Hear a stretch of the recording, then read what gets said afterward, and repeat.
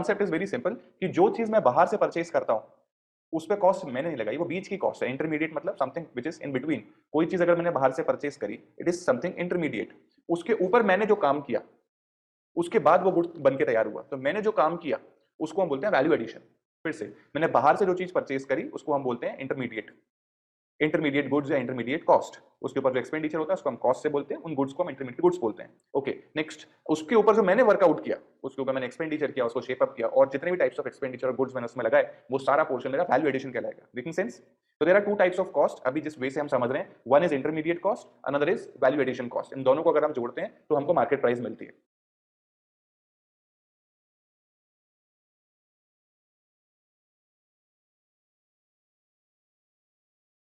Okay, सो हुआ कुछ यूं कि जो सीड्स वाली कंपनी है उसने कोई कॉस्ट इनकर नहीं करी, जीरो कॉस्ट इनकर करी। उसने सिर्फ अपनी मेहनत और अपने प्रॉफिट को उसने कर किया। अब सीड्स में क्या हुआ कि उसने खुद सीड्स बनाते हैं, वो कंपनी क्या करती है, वो सीड्स बनाती है। तो उन्होंने कुछ नहीं किया, सिंपल सा पोर्शन किया। जहां कहीं भी सीड्स अवेलेबल थे उनको उन्होंने हैंड पिक किया, कोई खर्चा नहीं आता इसमें, कोई इंटरमीडिएट कॉस्ट नहीं है। हैंड पिक किया, उसे प्रोसेस किया खुद से, ये प्रोसेसिंग वाला portion again value addition. Hand pick करना वैल्यू एडिशन, उसके ऊपर प्रॉफिट लेवी किया, अगेन वैल्यू एडिशन। तो उनका इंटरमीडिएट कॉस्ट रहा जीरो, वैल्यू एडिशन उन्होंने किया सपोज 20 रुपीज का। अच्छा, वैल्यू एडिशन इंक्लूड्स प्रॉफिट, ये पॉइंट सबको क्लियर है? मेरी कंपनी वन जो भी एड ऑन करेगी उस प्रोडक्ट में, परचेज प्रोडक्ट में, कुछ भी, जो कुछ भी cost as well as profit, वो जो कुछ भी एड ऑन करेगी कंपनी वन, उसको कंपनी वन का वैल्यू एडिशन बोलेंगे। ये पॉइंट क्लियर है? यस और no? Hello? Yes sir. Yes. Okay, अगर आप कंपनी वन होते, आपने गुड्स को 0 रुपीज में परचेज किया होता, मतलब कोई कॉस्ट इनकर नहीं करी होती, आपकी कॉस्ट प्लस प्रॉफिट 20 रुपए का होता, तो ऑब्वियसली कहना ही से कि आप उसे 20 रुपए में ही बेच रहे होते। यस और नो? क्योंकि आपका प्रॉफिट इंक्लूडेड है उसके अंदर। यस और no? Yes sir. Yes sir. So आपने क्या किया, आपने जो वैल्यू एडिशन किया, तो intermediate cost plus value addition की जो वैल्यू आई वो आपने सेल आउट कर दिया इसको, फार्मर को। तो उसकी इंटरमीडिएट कॉस्ट यहाँ पर कितनी आ गई बताओ? 20 रुपीज। हम एक कॉलम और बना लेते हैं, मार्केट प्राइस का is equals to market price. चलो ये भी ले लेते हैं। तो यहाँ पर हमारी मार्केट प्राइस आई 20 रुपीज। ठीक है, अब यही 20 रुपीज फार्मर के लिए आपकी इंटरमीडिएट कॉस्ट हो गई। कैसे? फार्मर ने कुछ बिना खुद करे पैसे देकर सीड्स परचेज कर ली, उसने खुद तो कुछ नहीं किया, उसने कुछ कॉस्ट इनकर करके कोई चीज परचेज कर ली, तो वो उसके लिए इंटरमीडिएट कॉस्ट हो गई। यस और नो? क्लियर है ये point? Intermediate cost for the farmer. उसने खुद ने क्या किया, उसने उन सीड्स के ऊपर उसको सो किया, उसके बाद उसको पानी दिया, उसमें फर्टिलाइजर्स लगाए, उसने बहुत सारी चीजें करी, काफी एक्सपेंडिचर किया, एंड उसने प्रॉफिट भी इंक्लूड कर लिया। उसका वैल्यू एडिशन आप सपोज कर लेते हैं 80 रुपीज। मुझे बताओ, 20 रुपीज में उसने सीड्स परचेज करी, 80 रुपीज का उसका वैल्यू एडिशन। अगेन मैं फिर से बोल रहा हूँ, वैल्यू एडिशन मींस उसने जो कुछ भी, फार्मर या कंपनी टू ने जो कुछ भी उसमें एम्प्लॉय किया, खुद से जो खर्चा किया, एंड जो प्रॉफिट का पोर्शन था वो सब वैल्यू एडिशन। उसने क्या वैल्यू ऐड करी उस 20 रुपए की सीड्स के ऊपर, that is called value addition. ठीक है, तो ये this 80 rupees includes profit, so market price will be how much बताओ? 100 rupees. 100 rupees market price. Okay, अभी फार्मर ने 100 रुपीज में सेल किया, क्या आप मान लेते वीट सेल करिए उसने 100 रुपीज में। अभी कितने केजी है उसको हम इग्नोर करते हैं, कॉन्सेप्ट को पकड़ते हैं। तो एक कंपनी है वो क्या करती है, वो बनी बनाए वीट, जो प्रॉपर वीट्स होते हैं वो पूरे मंगा लेते हैं, उसकी सिर्फ साफ सफाई करते हैं। तो मुझे बताओ, ये जो क्लीनिंग वाली जो कंपनी है, इसने कितने में परचेज किया होगा वीट्स को? 100 रुपीज में। इसकी इनपुट कॉस्ट आई आपकी 100। ओके, क्लीनिंग वाले ने अपना एक्सपेंडिचर और अपना प्रॉफिट दोनों को जोड़ा, उसको हम क्या बोलते हैं? जो क्लीनिंग कंपनी है उसने अपना खुद का एक्सपेंडिचर और खुद का प्रॉफिट जोड़ के 30 रुपीज किया है, वो 30 रुपीज को हम क्या बोलते हैं? Value addition. Value addition. तो उसने 30 रुपीज का वैल्यू एडिशन किया। This includes profit. मैं बार बार इस पॉइंट को आपके सामने लेके आ रहा हूं। Okay, so now market price कितनी हुई बताओ? कितने में सेल आउट करेंगे क्लीनिंग वाले? 130। 130।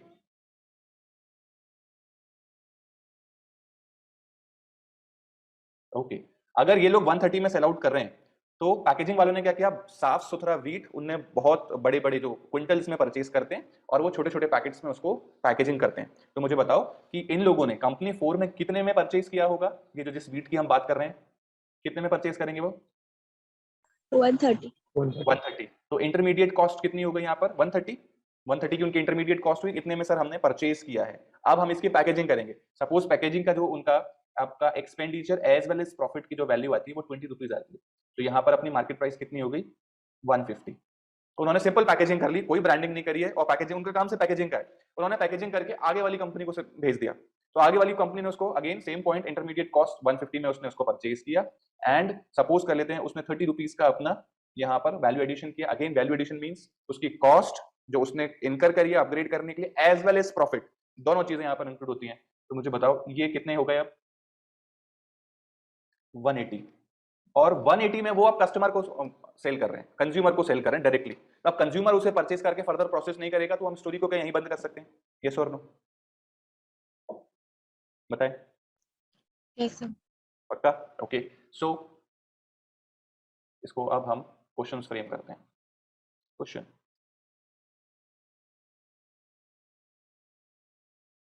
What is the amount of goods produced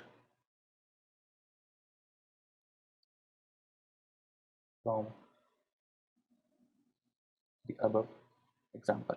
इससे पहले एक और क्वेश्चन, ये जो हम जीडीपी में गुड्स निकालते थे तो GDP is the quantum produce, quantity produce within the year, और the rupee value of the quantity produce within the year. किसको जीडीपी मानते हैं अपन? The rupee value of quantity produce within the year और the quantity produce within the year, किसको GDP मानते हैं? The rupee value. The rupee value. So here all the answers are in the rupee value. तो अगर sir हमें quantum नहीं भी पता पड़ेगा तो भी हम सर इसका आंसर निकाल सकते हैं। क्वेश्चन का रेलेवेंस समझ में आया?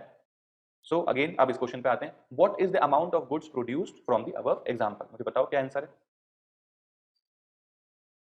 कितने का गुड्स प्रोड्यूस हुआ फाइनली इस पूरी प्रोसेस के बाद? 180 180. अब इसका हम आंसर लिखेंगे ए, फ्रॉम मार्केट प्राइस मेथड। इसका एक फिनिश गुड्स मेथड भी है, इसका मैं एक प्रॉपर नेम जो है बुक्स में वो भी आपको बताऊंगा, सिलेबस में वो नहीं है अपना, ना इंडिया फॉलो करती है। From market price method sir rupees 180 में ये प्रोड्यूस हुआ है। 180 इज अ फाइनल प्राइस, जो कि हम बोल सकते हैं एक particular quantity of goods including cleaning, packaging and branding जब कंज्यूमर के पास गया सर वो 180 रुपए का था। This is one way to calculate कितने का गुड्स प्रोड्यूस हुआ। This is one way of calculation. कैसे? जो फाइनल मार्केट प्राइस है आप सिर्फ उसको पकड़ लो, उससे आपको ये मालूम पड़ जाएगा कि कितने रुपीस का गुड्स प्रोड्यूस हुआ है। सिंपल ये पॉइंट तो। Yes hello yes sir. Suppose ये पेन 3000 रुपए का है, तो बहुत सिंपल है ये बात बोलना कि sir simplest way of understanding is कि 3000 रुपए का जीडीपी में इंक्रीमेंट हुआ है अगर इसकी मार्केट प्राइस 3000 रुपीज है। सिंपल है पॉइंट। यस लेकिन इस तरीके से ये नहीं मालूम पड़ेगा कि कितने लेवल्स पर इस पेन को बनने में कितने लेवल्स पर काम हुआ है एंड उन सारे लेवल्स का कितना कंट्रीब्यूशन है। Primary sector, secondary sector, tertiary sector ने कितना इसमें इनपुट दिया है इस पेन के बनने पर, ये चीज हमें नहीं मालूम पड़ेगी। किस मेथड से? मार्केट, जो फाइनल मार्केट प्राइस वैल्यू है, फाइनल मार्केट प्राइस मेथड है, उससे हमको ये नहीं मालूम पड़ेगा कि इसका कॉन्स्टिट्यूशन कितने सेक्टर से होता हुआ आया है, किस कंपनी ने कितना इसमें इनपुट किया, इससे नहीं मालूम पड़ेगा। सो यहां पर एक और वैल्यू आती है, इसको हम बोलते हैं value added method. My question is, हर कंपनी ने एक वैल्यू ऐड करी है, दिख रहा है आपको? यस हेलो हर Yes, कंपनी ने एक वैल्यू ऐड करी है। कंपनी 1 ने 20 रुपीज की वैल्यू ऐड करी है, 2 ने 80 रुपीज की वैल्यू ऐड करी है, 3 ने 30 रुपीज की value, 4 20 5 30। My request is in सारे वैल्यू एडिशंस को अगर हम टोटल करते हैं तो बताओ क्या आंसर आ रहा है? कितना आ रहा है बताओ? 180. 180 180। सेम आंसर यहां से भी निकल के आता है। अगर हम हर कंपनी का वैल्यू एडिशन पिक कर पा रहे हैं तो हमारा आंसर 180 आएगा ही आएगा, या फिर उसका इक्वल्स टू मार्केट प्राइस आएगा ही आएगा, क्योंकि सबने क्या क्या वैल्यू एडिशन किया है हमने उसको ट्रेस यहां पर इजीली कर लिया है। इसका बेस्ट पार्ट क्या है कि हमें हर कंपनी का जो कंट्रीब्यूशन है वो क्लियर हो जाता है in the value added method. हर कंपनी, फिर ब्रॉडर पर्सपेक्टिव में हर सेक्टर, प्राइमरी सेक्टर ने कितना ओवरऑल कंट्रीब्यूट किया, सेकेंडरी सेक्टर ने ओवरऑल फॉर ऑल गुड्स कितना किया, एंड टर्शरी सेक्टर ने ओवरऑल फॉर ऑल गुड्स कितना किया, ये पोर्शन हमको क्लियर हो जाता है वैल्यू एडिशन मेथड से। तो वैल्यू एडिशन मेथड में हम क्या करेंगे? हम करेंगे यहाँ पर 20 plus 80 plus 30 plus 20 plus 30 is equals to rupees 180। Same answer है, तो हम यहाँ पर क्या चीज बोल सकते हैं?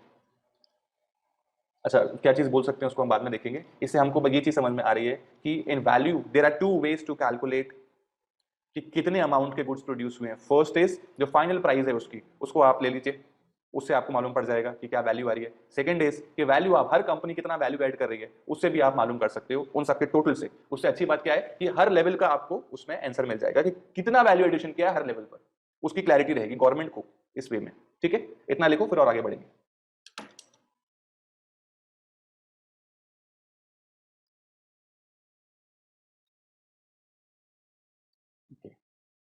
सो क्या हम ऐसा बोल सकते हैं कि मार्केट प्राइस मेथड और final value method is equals to value addition method? Yes, हम ऐसा बोल सकते हैं, है ना। अब इसमें क्या पॉइंट है कि India follow value addition method while calculate in the process of calculation of national income। हम वैल्यू एडिशन मेथड को ही फॉलो करते हैं नेशनल इनकम को कैलकुलेट करने के लिए। अच्छा, आप लोगों ने जीएसटी का नाम सबने सुना है? Yes, yes sir. जीएसटी का जो पुराना नाम था उसको हम वैल्यू एडेड टैक्स बोलते थे, उससे पहले हम उसको सेल्स टैक्स बोलते थे। तो वैट, वैल्यू एडेड टैक्स, ये जो वैल्यू आपने ऐड करी थी इसी के ऊपर टैक्स लगता है। अभी भी जीएसटी में भी ऐसा ही होता है, इस वैल्यू जो आपने ऐड किया है इसके ऊपर टैक्स लगेगा, फिर इसके ऊपर टैक्स लगेगा। तो इसीलिए India follows value addition method, क्योंकि वैल्यू एडिशन वो वैसे ही जीएसटी के लिए निकालते हैं, तो उसका उन सब का टोटल करने के आपका इंडिया की नेशनल इनकम इजीली कंट्रीब्यूट हो जाती है। ठीक है, क्लियर हुआ ये पोर्शन अभी सभी को? Yes sir. आगे देखें।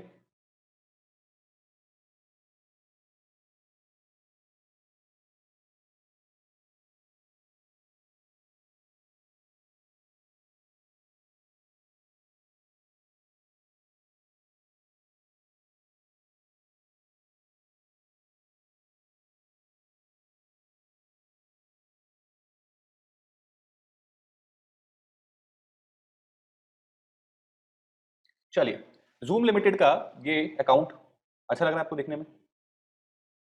Yes, hello. आप मुझे बताएं कि जूम लिमिटेड ने कितना वैल्यू एडिशन किया है, देख के बताओ। उसने खुद ने कितनी वैल्यू में एडिशन किया है, खुद से जो जो खर्चे करें एंड प्रॉफिट। अभी हम देखो यहाँ पर बार बार इस चीज पे फोकस करके आए थे, क्या ये 20 रुपीज क्या है, सीड्स वाली जो कंपनी है उसने खुद ने जो खर्चे करे हैं वो, और एंड प्रॉफिट वो 20 रुपीज का है। सेम पैकेजिंग में 20 का मतलब क्या हुआ, उसने पैकेजिंग में जो एक्सपेंडिचर किया है वो खुद से, एंड जो प्रॉफिट इंक्लूड किया है वो 20 है। ठीक है ना। तो बार बार मैंने इस चीज को यहाँ पर फोकस इसीलिए किया था जिससे कि ये वाला पॉइंट आपको मैं जब सवाल पूछूं तो जवाब दे पाओ। इस ट्रेडिंग अकाउंट को देख के मुझे बताएं कि जूम लिमिटेड ने कितना वैल्यू एडिशन किया है इन रुपीस। क्या वेजेस का एक्सपेंडिचर जूम लिमिटेड ने वेजेस दिए? यस और नो? यस, जूम लिमिटेड ने अपना जो भी काम कराया उसके चक्कर में उसने वेजेस का एक्सपेंडिचर किया, उसके चक्कर में उसने पावर का एक्सपेंडिचर किया, उसके चक्कर में उसने कैरेज इनवर्ड का एक्सपेंडिचर किया, उसी के चक्कर में उसने फैक्ट्री रेंट दिया जो वो वैल्यू एडिशन कर रहा है, एंड उसका जो प्रॉफिट है वो भी वैल्यू एडिशन का ही पार्ट है। तो ये सारे के सारे पोर्शंस जो हम देख रहे हैं ये हमारा value addition. Purchases value addition है क्या? नहीं नहीं sir, purchases is intermediate cost, value addition नहीं है। उसने कोई चीज कहीं से परचेज करी उसके ऊपर उसने वैल्यू एडिशन किया। So sir you are talking about value addition, you are not talking about intermediate cost. So purchases जो है वो इंटरमीडिएट कॉस्ट है, आपका वैल्यू एडिशन जो है ये सारी चीजें आपका वैल्यू एडिशन है। Making sense to everyone? Yes, yes और no? Yes sir. So value addition के बेसिस पर अगर हम जाते हैं तो ये वाला पोर्शन जो होगा ये हमारा वैल्यू एडिशन का पार्ट होगा। इसको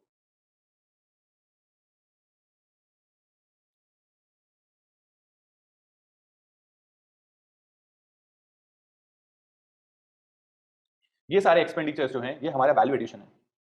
वैल्यू एडिशन कितने रुपीस का है ये? ₹800। क्लियर है ये सबको अभी? ठीक है। अच्छा, opening stock and closing stock क्यों नहीं ले रहे सर? वो तो हमने इस साल प्रोड्यूस ही नहीं किया।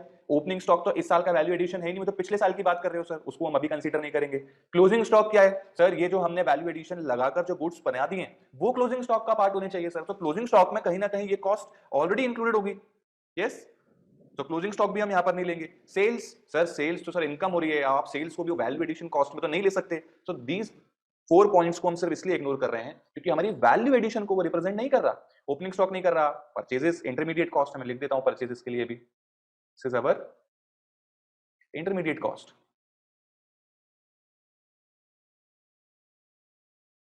और बाकी तो हमारी सेल्स है या लास्ट ईयर की आपकी कॉस्ट को रिप्रेजेंट करता है ओपनिंग स्टॉक। क्लोजिंग स्टॉक वो जो गुड्स हमने अभी एक्सपेंडिचर करके intermediate as well as value addition करके जो गुड्स बनाए उसको रिप्रेजेंट करता है जो हमारे पास स्टॉक में बचा हुआ है, क्लोजिंग स्टॉक। तो वैल्यू एडिशन समझ में आया हमने कैसे निकाला?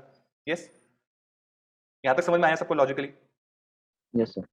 अभी लिखना नहीं है, आप इसको समझते हैं। दिस वे ऑफ calculation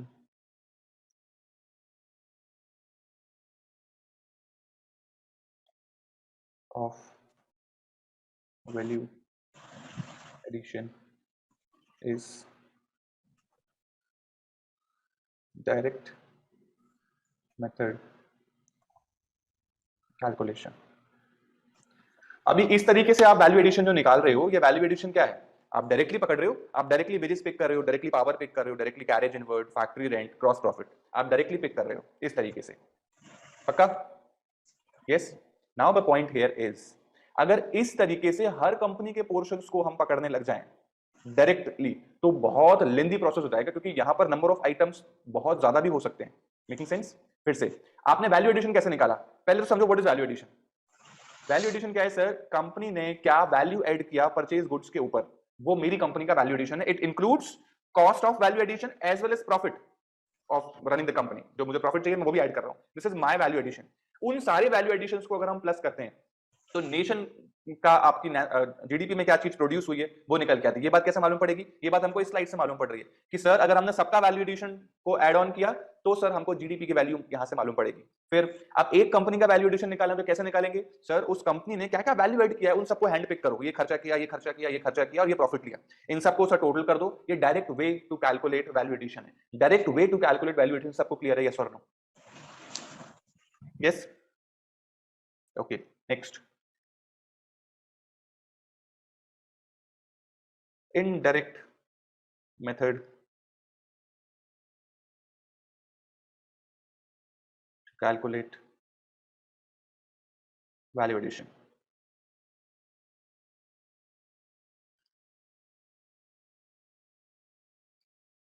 ये indirect method out of observation निकल के आया है। डायरेक्ट मेथड इज लॉजिकल, मैं हमें पहले भी कई बार डिस्कस कर चुका हूं। Direct way of doing it is logical.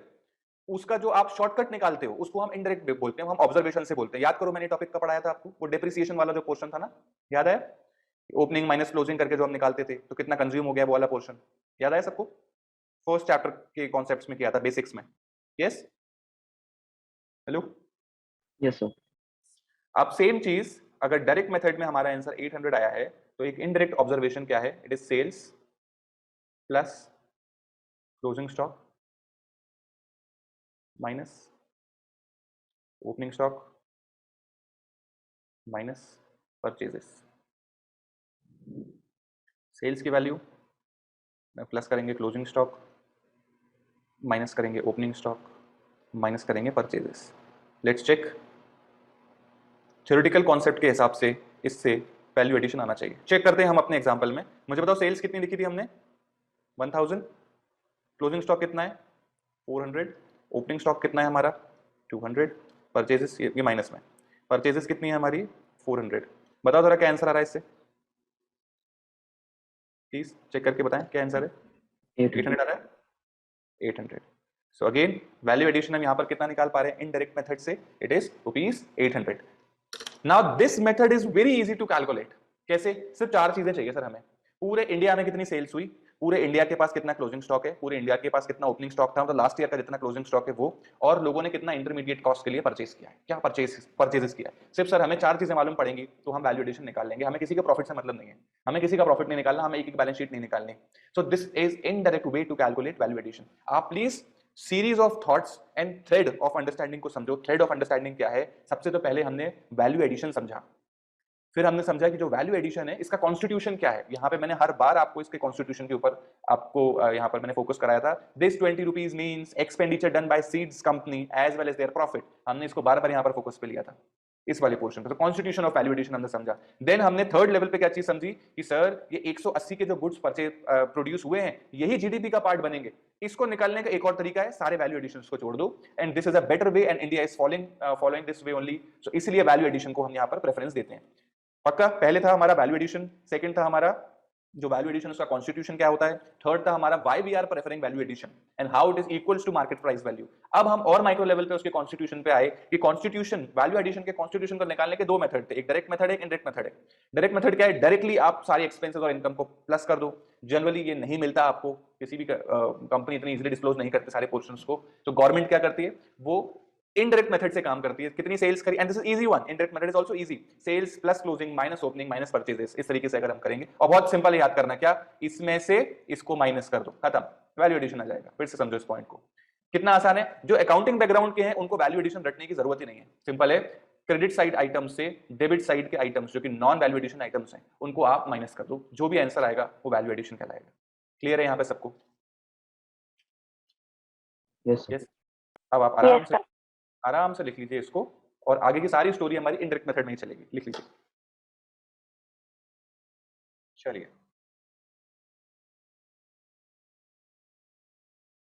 Flow of understanding क्या है अपने।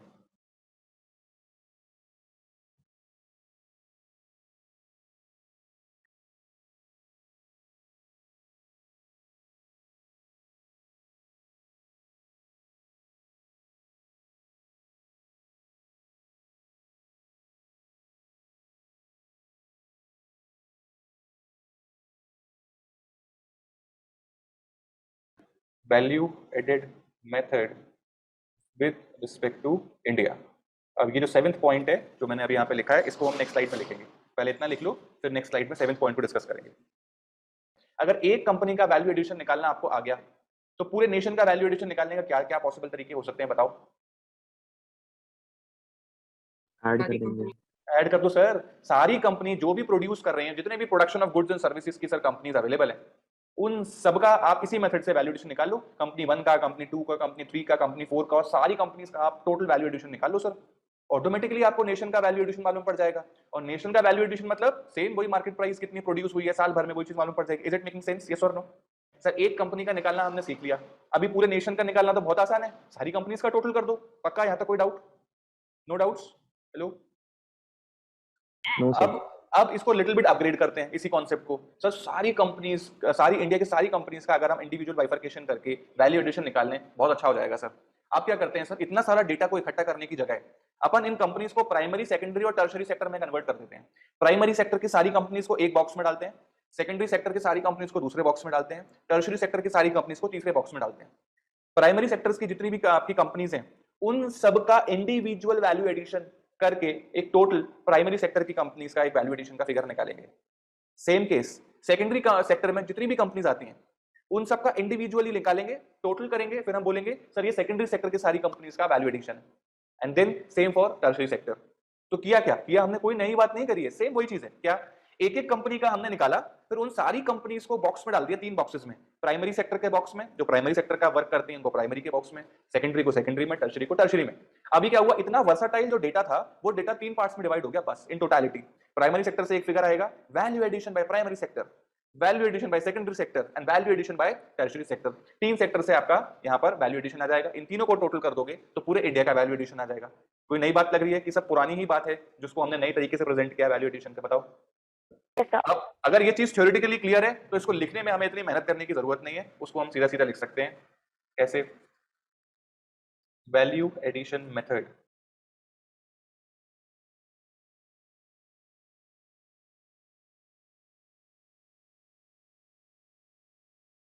सो there are 3 types of sector. हमने क्या करना है, प्राइमरी सेक्टर की सारी कंपनीज का वैल्यू एडिशन निकालना है। कैसे करेंगे इसको हम, primary sector all companies value addition, ये निकाल लें। सेकेंडरी सेक्टर में क्या करें, ऑल कंपनीज वैल्यू एडिशन निकाल लें। टर्शरी सेक्टर में ऑल कंपनीज वैल्यू एडिशन निकालें। तो इससे हमें क्या मिल जाएगा, इससे हमको मिलेगा यहां पर value addition by primary sector. इससे हमें क्या मिल जाएगा, value addition by secondary sector. इससे हमको क्या मिल जाएगा, value addition by tertiary sector. और इन तीनों के टोटल को अगर हम करेंगे तो हम क्या बोल सकते हैं, वैल्यू एडिशन बाय व्हाट, किसका वैल्यू एडिशन हो जाएगा ये बताओ? All sectors. इंडिया, इंडिया का वैल्यू एडिशन है। साल भर में इंडिया ने इतने गुड्स प्रोड्यूस करे हैं, मेकिंग सेंस? यस और नो? Yes sir. पक्का? अभी लिखना नहीं है, पर यहाँ डन करो, एक छोटा सा पॉइंट और ऐड करेंगे इसमें। सो हमने क्या किया, सारी इंडिविजुअल कंपनीज का वैल्यू एडिशन निकाला। अच्छा, all companies value addition method क्या यूज किया था आपने? सेम मेथड, या मेथड पे लिख लीजिए कैसे निकाला आपने, sales plus closing minus opening minus purchases, same method से। आपने कोई नया मेथड नहीं है, यही मेथड है जो हर इंडिविजुअल कंपनी अप्लाई कर रही है। ओके, सो पूरे इंडिया का वैल्यू एडिशन निकालना है, सिंपल है sir. Value addition by primary, secondary and tertiary, तीनों को आप ले लीजिए तो आपको मिल जाएगा वैल्यू एडिशन बाय इंडिया। बस अब एक लास्ट पॉइंट है जो कि बहुत इंपॉर्टेंट है, उसको देख लीजिए। ये जो वैल्यू एडिशन आप निकाल रहे हो, जो आप वैल्यू एडिशन निकाल रहे हो, ये आप with in the domestic territory of India निकाल रहे हो और आप नेशनल टेरिटरी की बात कर रहे हो। यहां पर फिर से माय क्वेश्चन, इसमें आपको क्वेश्चन सीरियसली पूछ लेता हूं कि ये जीएनपी एट एफसी निकलेगा, जीडीपी एट एफसी निकलेगा, या फिर डीपी एट एमपी निकलेगा, या फिर और क्या हो सकता है इसमें, जीडीपी एट एफसी हो चुका क्या, जीएनपी एट एफसी निकलेगा, और एनएनपी एट एफसी निकलेगा, NDP at FC, NDP at MP, GNP at MP होना चाहिए, या फिर एनपी एट एमपी। अब क्वेश्चन का नेचर समझिए, very very and very very important question. वो क्या, इन सब का टोटल अगर हम करते हैं तो इनमें से क्या चीज का आंसर निकलेगा? ओके, इस पूरे क्वेश्चन में प्राइमरी, सेकेंडरी और टर्शरी सेक्टर, ध्यान से सुनिएगा, ये बातें बहुत इंपॉर्टेंट है जो मैं आपको बता रहा हूं। Primary, secondary and tertiary sector में, इन तीनों में हम जो बात कर रहे हैं, क्या हम उसको with in the domestic territory of India, India की प्राइमरी सेक्टर, इंडिया का सेकेंडरी सेक्टर, इंडिया का टर्शरी सेक्टर, क्या हम इंडिया की डोमेस्टिक टेरिटरी की यहां पर बात कर रहे हैं क्या? यस और नो? Hello, yes. अभी ये जो आप बोल रहे हो, ये जो कहा था, ये वाला पोर्शन, क्या sales plus closing minus opening minus पर, ये कौन सी कंपनीज हैं? इंडियन कंपनीज हैं जो कि इंडिया की डोमेस्टिक टेरिटरी का पार्ट है, हम उनकी बात कर रहे हैं। तो यहां पर एक चीज हमें क्या मालूम पड़ी कि सर डोमेस्टिक प्रोडक्ट की बात चल रही है, यहां पर नेशनल प्रोडक्ट की बात नहीं चल रही है। ये जो भी आंसर आएगा वो with in the domestic territory की बात चल रही है। एक हमने क्या चीज पक्की पक्की करी, ये डीपी है, domestic territory domestic product. Okay, next, ये जो गुड्स वैल्यू एडिशन निकल के आ रहे हैं, ये पोस्ट डेप्रिसिएशन है क्या? इस पे डेप्रिसिएशन का काम किया जा चुका है क्या, कि अभी करना है? फिर से, ये पेन जो बन के आया है, इसको जब मैं परचेस करूंगा उसके बाद डेप्रिसिएशन चालू करूंगा कि परचेस करने से पहले कंपनी डेप्रिशिएट कर देती है इसे? उसके बाद में करोगे ना। तो अभी नया नया गुड्स प्रोड्यूस हुआ है, तो इट इज बट ऑब्वियस कि सर इसमें डेप्रिसिएशन नहीं अभी अप्लाई हुआ है। जो इसको यूज करेगा, अगर वो उसके लिए एसेट है, तो वो इसको डेप्रिशिएट करेगा। इसका मतलब इस इनको टोटल करके जो हमारा आंसर आ रहा है वो ग्रॉस में आ रहा है। Making sense? नेक्स्ट क्वेश्चन है, या तो फैक्टर कॉस्ट है या तो मार्केट प्राइस है। आप जो भी गुड्स मार्केट से परचेज करते हो वो फैक्टर कॉस्ट पे होते हैं कि मार्केट प्राइस पे होते हैं? सिंपल क्वेश्चन है, मार्केट प्राइस पे। तो ये जितनी भी वैल्यू एडिशन हो रहे हैं ये सब मार्केट प्राइस पे हो रहे हैं। सर ये कैसे, सर समझ में नहीं आई आपकी बात। आप यहाँ देखो, आप यहाँ पर जितनी बार भी आगे लेके गए हो ये सब मार्केट प्राइस पे आया है। इन सब का जो टोटल है 180 फाइनली मार्केट प्राइस ही है। सारे वैल्यू एडिशन का टोटल भी 180 है, वो भी मार्केट प्राइस को ही। इसलिए देखो इसका नाम भी क्या है आपका, final value method is equals to value added method. इसका फाइनल वैल्यू मतलब मार्केट प्राइस। ओके, वापस से आते हैं। तो हमने यहाँ पर क्या ऑब्जर्व किया कि सर इस मेथड से जो हम कर रहे हैं, sir domestic territory of India की बात चल रही है, तो ये डीपी हो गया। फिर सोचोगे अच्छा ये जो गुड्स प्रोड्यूस हो रहे हैं इसमें ट्रेडिंग अकाउंट में डेप्रिसिएशन तो लगा ही नहीं है, डेप्रिसिएशन तो पीएनएल में जाता है। इसका मतलब अच्छा, ऑल्दो मैं उसको अकाउंटिंग टच दे रहा हूं, अकाउंटिंग टच की जरूरत यहाँ पे है नहीं। फॉर्मूला देख लो सेकेंडरी उसका वाला आपका इंडायरेक्ट मेथड का, यहाँ तो कोई फॉर्मूले में भी डेप्रिसिएशन को माइनस नहीं किया। इसका मतलब ये ग्रॉस वैल्यू है, जो आपकी डोमेस्टिक प्रोडक्ट है ये ग्रॉस पे है। तो यहाँ पे हमने पहले डीपी का डिसीजन दिया, फिर हमने सोच के ग्रॉस का डिसीजन लिया। नेक्स्ट, ये जितनी भी वैल्यूज आपके पास आ रही हैं ये सारी वैल्यूज मार्केट प्राइस को तो रिफ्लेक्ट कर रही हैं कि मार्केट की फाइनल इतनी वैल्यू है, इतनी वैल्यू मार्केट में प्रोड्यूस हुई है, तो ये फाइनली एमपी को तो रिफ्लेक्ट कर रही है। तो इन सब का टोटल हम क्या पाते हैं कि अगर सर इस मेथड से, वैल्यू एडेड मेथड से अगर आप कभी भी निकालोगे तो हमेशा आपको जीडीपी एट एमपी ही मिलेगा।